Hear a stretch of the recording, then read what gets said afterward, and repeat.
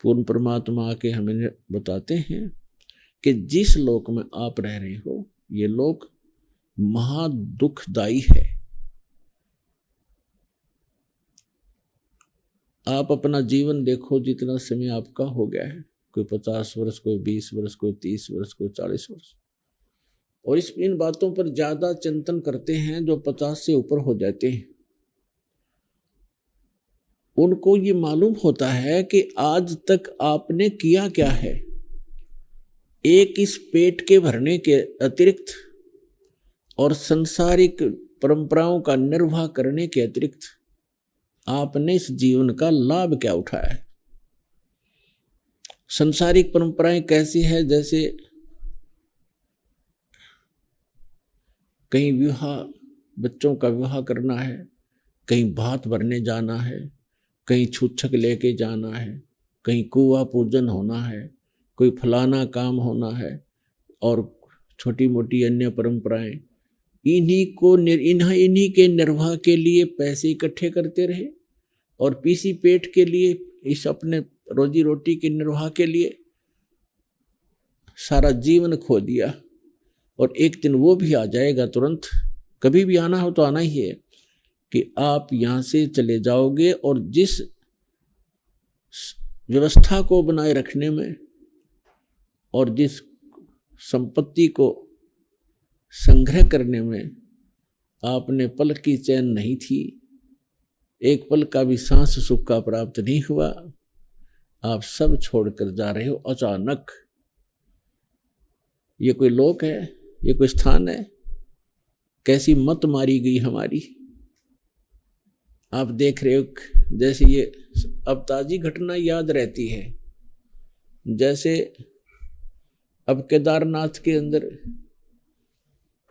कैसा कहर टूट गया। 10-15 हजार, बताते हैं 20,000 व्यक्ति मारे गए अचानक। खुशी से बैठे थे, कोई कुछ कर रहा था, कोई स्कीम बना रहा था, कोई प्लाट की सोच रहा था, कोई मंत्री बनने की सोच रहा था,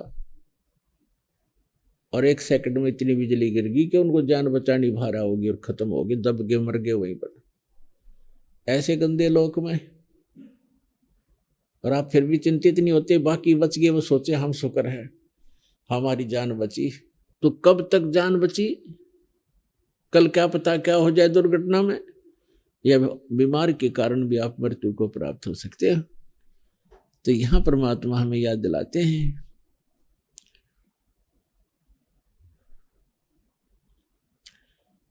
सुखदेव ने 84 भुगती, बना पजावे खरवो, तेरी क्या बुनियाद प्राणी, तू पेंडा पंथ पकड़वो।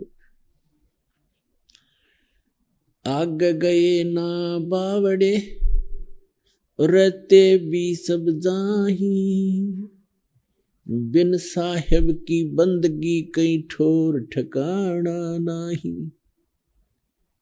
जैसे मोती ओस का ऐसी तेरी आब, गरीब दास करो बंदगी, बहुर ने ऐसा दाव।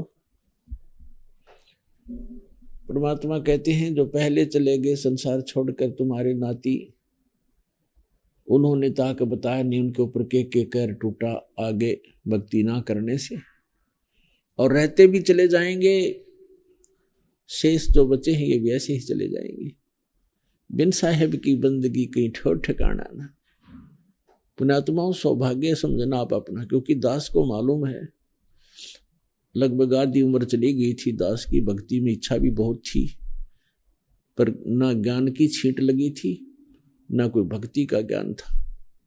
और जब से ये ज्ञान प्राप्त हुआ, एकदम ऐसा व्याकुल हो उठा है भगवान, जीवन नाश हो जाता।